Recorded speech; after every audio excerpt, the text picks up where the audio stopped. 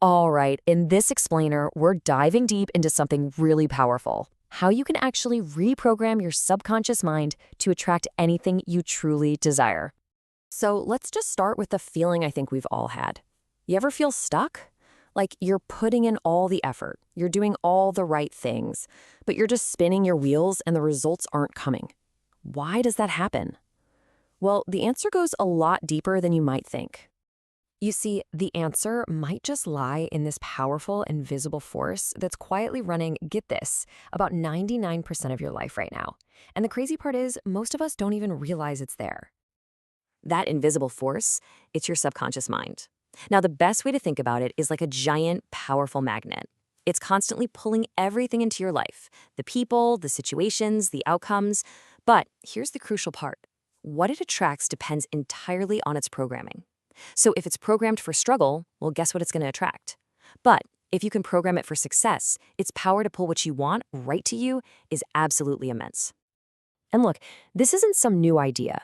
This is ancient wisdom. In the Bhagavad Gita, Lord Krishna basically explains that the real battle, it's the one happening inside our own minds. I mean, that quote says it all, doesn't it? Your mind can be your greatest ally or your worst enemy. It's all up to you. Mastering it, that's the whole game. Okay, so that's the big question, right? How do we actually change this deep-seated programming? Well, think of it like an old CD. You can't just erase the bad songs.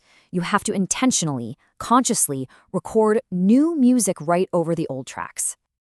And that's exactly what reprogramming is. It's this active, intentional process of changing that core code. It's about literally uprooting those old, limiting beliefs that have been holding you back and consciously planting new, empowering ones that will help you grow. And you can really feel the difference here.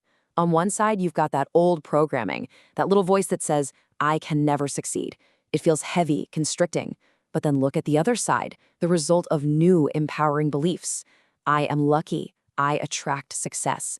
It's a feeling of freedom, of possibility, of growth. That shift in your core beliefs, that's the foundation for everything. So you're probably asking, okay, great, but how do I do that? How do I make that shift?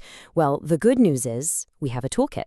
3 incredibly powerful, practical tools you can start using today. First up, affirmations. This is called the single most powerful tool for this job. These are positive statements that, when you repeat them, literally overwrite the old negative self-talk. And using the phrase I am is so important. It's a direct command to your subconscious. It shifts the focus away from what others think and puts the power squarely in your hands to declare who you are. Okay, tool number 2 is visualization.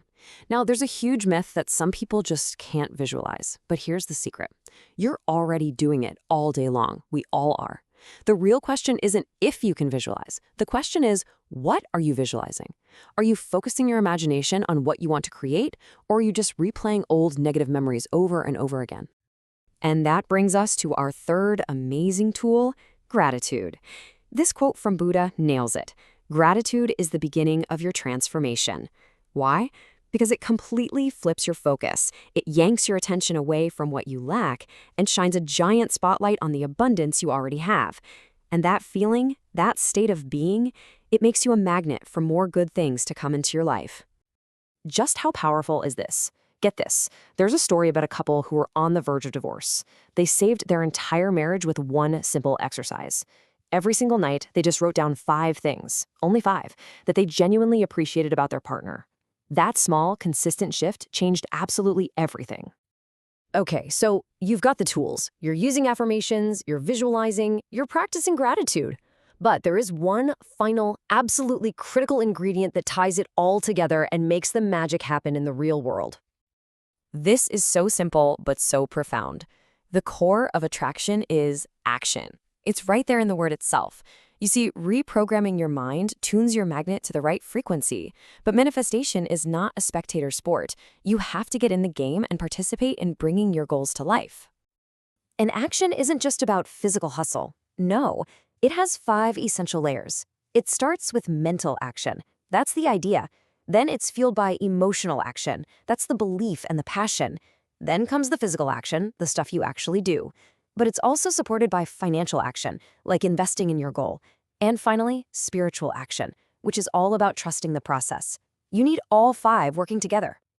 So let's put it all together. You've got the framework, you've got the tools, and you know the secret ingredient.